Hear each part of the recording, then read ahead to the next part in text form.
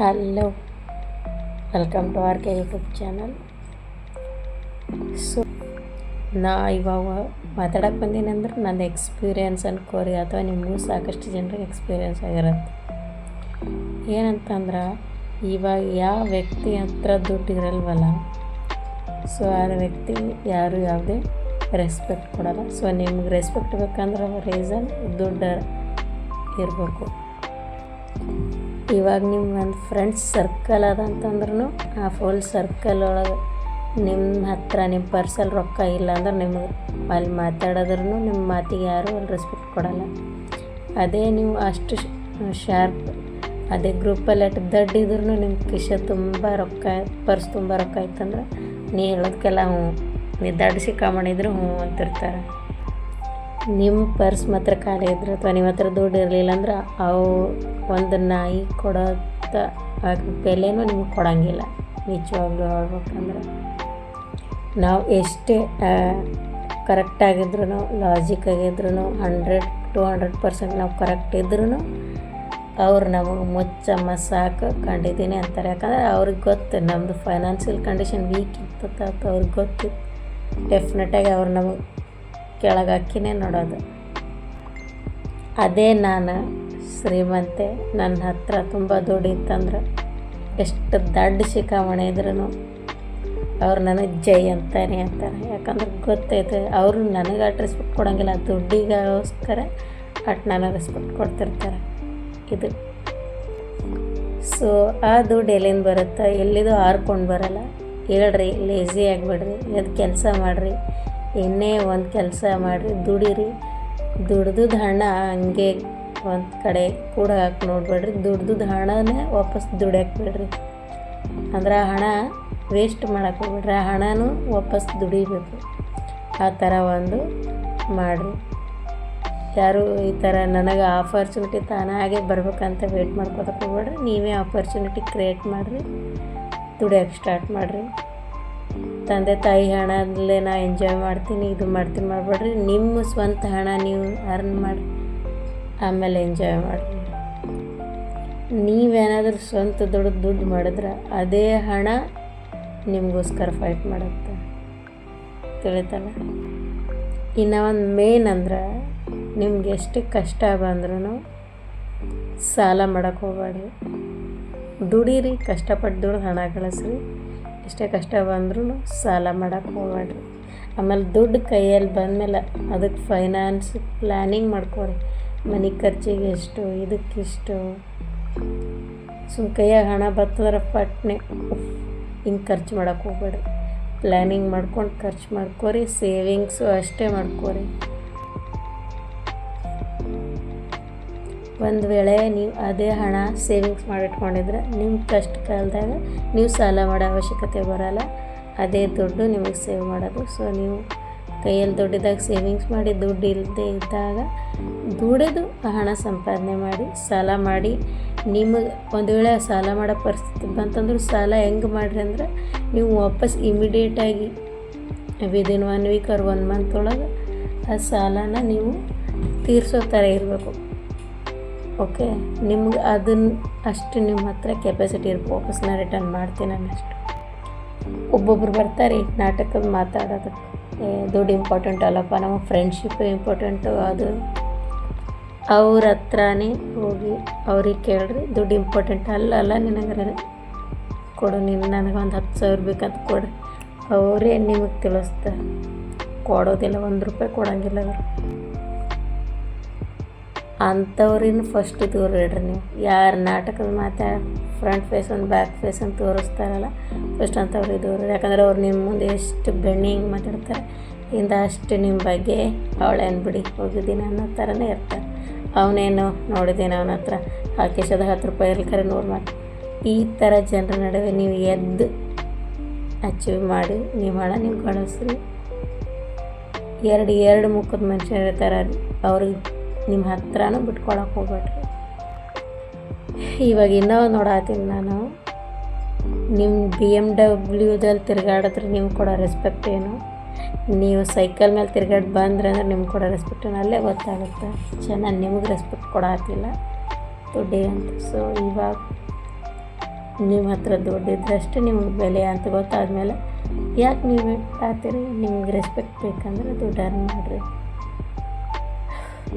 ಇವಾಗ ಏನು ಪ್ರತಿಯೊಬ್ಬರು ಜೀವನದಲ್ಲಿ ನಡೀತೈತಿಲ್ಲ, ದುಡ್ಡಿಲ್ಲ, ಹಂಗಾಯ್ತು, ನಂಗೆ ಅಪ್ಪ ಸಪೋರ್ಟ್ ಮಾಡಲ್ಲ, ನನಗೆ ಅದು ಸಪೋರ್ಟ್ ಇಲ್ಲ.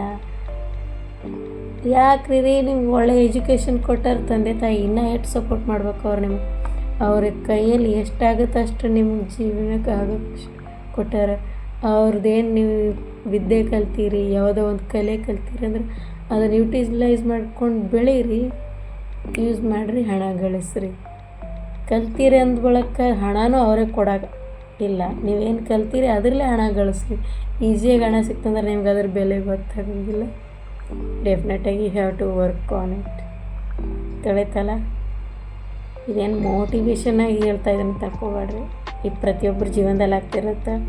ಲೋ ಟೈಮ್ನೂ ಬಂದಿರುತ್ತೆ, ಒಬ್ಬೊಬ್ರಿಗೆ ರೊಕ್ಕ ಕೈಗಿದ್ದು ಹೈ ಟೈಮಿಗೆ ಬಂದಿರುತ್ತೆ.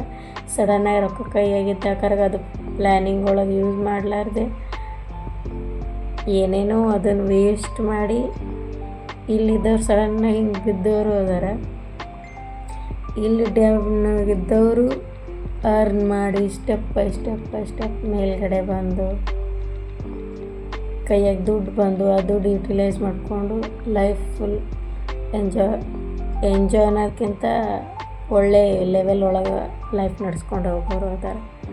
ಸೊ ಎಂಡ್ ಆಫ್ ಪಾಯಿಂಟ್ ಏನಂದ್ರೆ, ದುಡ್ಡೇ ದೊಡ್ಡಪ್ಪ, ವಿದ್ಯೆ ಅದರಪ್ಪ ಇದ್ರೂ ಇರೋ ವಿದ್ಯೆನ ಚೆನ್ನಾಗಿ ಬಳಸ್ಕೊಂಡು ದುಡ್ಡು ಗಳಿಸ್ರಿ. ಇವನ್ ನಿಮ್ಮ ಹತ್ರ ದುಡ್ಡಿಲ್ಲ, ನೀವು ಯಾವುದೇ ಜಾಬ್ ಮಾಡಾಕತ್ತಿಲ್ಲ ಅಂದ್ರೆ ಸ್ವಂತ ನಿಮ್ಮ ತಂದೆ ತಾಯಿನೇ ನಿಮ್ಗಡೆ ಮನೆಯೊಳಗೆ ಒಂದು ಕ್ಷಣ ಇರೋಕೆ ಕೊಡಲ್ಲ. ಏನು ಚಂತನ ಕೂತು ತಿನ್ನತಿ ದುಡ್ಡು ತಿನ್ನಂತಾರೆ. ಸೊ ಕೈಕಾಲು ನೆಟ್ಟಿಗೆ ಇಲ್ಲದೆ ಇರೋರೇ ಕಷ್ಟಪಟ್ಟು ದುಡ್ಡು ತಿನ್ನಾಕತ್ತಾರಂದ್ರೆ ಅರ್ಥ ಮಾಡ್ಕೊರಿ, ನೀವೆಲ್ಲ ಇದ್ದೂ ನೀವೇನು ಮಾಡಾಕತ್ತೀರಿ ಅಂತ. ಇಷ್ಟೇ. ನಾನು ಇಷ್ಟು ದಿನ ವಿಡಿಯೋ ಮಾಡಿಲ್ಲ, ಹಾಕಿಲ್ಲ ಅಂತಂದರೆ ಅದಕ್ಕೂ ಒಂದು ಸ್ವಲ್ಪ ಜನ ಇರ್ತಾರೆ ನಮ್ಗೆ ಡಿಮೋಟಿವ್ ಮಾಡೋರು. ಏನು ಈ ಥರ ವಿಡಿಯೋ ಮಾಡೋಕ್ಕಾಗತ್ತಿ, ಆ ಥರ ಜನ ಟ್ರೋಲ್ ಮಾಡಿದ್ರೆ ಹೆಂಗೆ ಮಾಡ್ತಿ, ಈ ಥರ ಮಾಡಿದ್ರೆ ಹೆಂಗೆ ಮಾಡ್ತಿ, ಸಿಕ್ಕಾಪಟ್ಟೆ ಹೇಳಿದ್ರು. ನಾನು ಇಷ್ಟು ದಿನ ಗ್ಯಾಪ್ ತೊಗೊಂಡೆ. ಏನು ಹೇಳಾಗತ್ತಾರಂದ್ರೆ ಏನಾಗೈತಿ, ಹೌದು ಜನ ಮಾಡ್ತಾರೆ.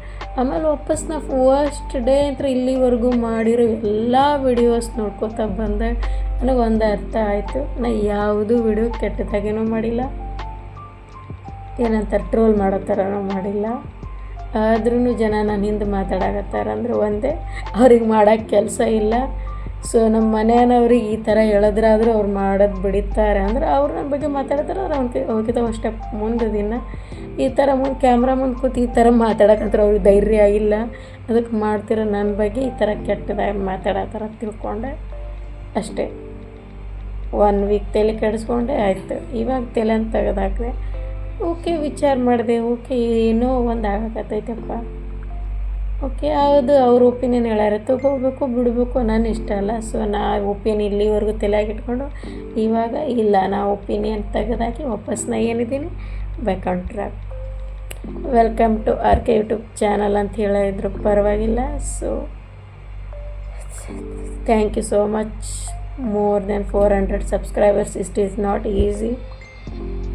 ಗೊತ್ತು, ನಾ ಸಡನ್ನಾಗಿ 1 million ಸಬ್ಸ್ಕ್ರೈಬ್ ಅಂತ ಹೋಗಿಲ್ಲ, 10,000 1,000 ಹೋಗಿಲ್ಲ.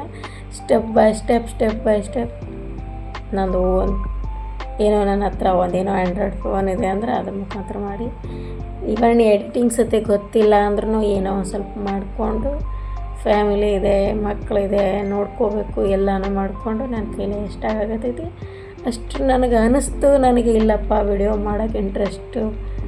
ಆ್ಯಕ್ಚುಲಿ ನಾ ಫಸ್ಟ್ ಆಫ್ ಆಲ್ ಮಾಡ್ತಿರ್ಲಿಲ್ಲ, ನಾ ಬೇರೆಯವ್ರ ವಿಡಿಯೋ ನೋಡ್ತಾ ಇರುವಾಗ ಹೌದಲ್ಲ ನಂದು ಒಂದು ಲೈಫ್ ಐತೆಲ್ಲ, ನಂದು ಈ ಥರ video ಮಾಡೋಕ್ಕಿದ್ರೆ after 1 year 2 year 3 year ನಾನೇ ಕೂತ್ಕೊಂಡು ನೋಡೋಕ್ಕಾದ್ರೂ ನನಗಿರುತ್ತೆ ಅಂತ. ಇವಾಗ ಗ್ಯಾಲ್ರಿ ಒಳಗೆ ಎಷ್ಟೋ ವಿಡಿಯೋಸ್ ಇರುತ್ತೆ, ಗೊತ್ತಾಗದೆ ಫೋನ್ ಹಾಳಾಗುತ್ತೆ, ಆಮೇಲೆ ವಾಪಸ್ ವಿಡಿಯೋ ಸಿಗೋಲ್ಲ, ಅದು ಸಿಗೋಂಗಿಲ್ಲ. ಇವಾಗ ಎಷ್ಟೋ ನನ್ನ ಲೈಫಿನ ಮೆಮರೀಸ್ ಎಲ್ಲ ಹಳೆ ಫೋನ್ ಒಳಗೆ ಕಳ್ಕೊಂಡಿನಿ, ಯಾವತ್ತು ಫೋನ್ ಅಂತ ಕಳೀತು ಅದ್ರೊಳಗೆ. ಸೊ ಇದು ಹಂಗಲ್ಲ, ಯೂಟ್ಯೂಬ್ ಒಳಗಿತ್ತು ಅಂದ್ರೆ ಅಥವಾ ಇಷ್ಟ ಆಯಿತು ಅಪ್ಲೋಡ್ ಮಾಡಿದ್ದೆ ಅಂದ್ರೆ ನಾ ಹೊಸ ಫೋನ್ ತೊಗೊಂಡ್ರೆ ಅದ್ರೊಳಗೆ ಓಪನ್ ಮಾಡಿ ನನ್ನ ಚಾನಲ್ ಓಪನ್ ಮಾಡಿ ನಾನು ನೋಡ್ಬೋದು ಅನ್ನೋದೊಂದು ಖುಷಿ. ಆದರೂ ನನ್ನ ಸಬ್ಸ್ಕ್ರೈಬರ್ಸ್, ನನ್ನ family, thank you so much for supporting. ಯಾರಿನ್ನೂ ವಿಡಿಯೋ ನೋಡಾಕತ್ತೀರಿ ಇನ್ನೂ ಸಬ್ಸ್ಕ್ರೈಬ್ ಮಾಡಿಲ್ಲ. ನನ್ನ ಚಾನಲ್ ಇಷ್ಟ ಆದ್ರೆ, ನನ್ನ ವಿಡಿಯೋ ಇಷ್ಟ ಆದ್ರೆ ಸಬ್ಸ್ಕ್ರೈಬ್ ಮಾಡಿರಿ. ಮತ್ತು ಮುಂದಿನ ವಿಡಿಯೋದಲ್ಲಿ ಸಿಗ್ತೀನಿ. ಇದು ನನ್ನ ಮನುಷ್ಯನ ಮಾತು, ನನಗೆ ಹೇಳ್ಬೇಕು ಅನ್ನಿಸ್ತು. ನಿಮ್ಗೆ ಇಷ್ಟ ಆದರೆ ಲೈಕ್ ಮಾಡಿರಿ, ಸಬ್ಸ್ಕ್ರೈಬ್ ಆಗಿರಿ.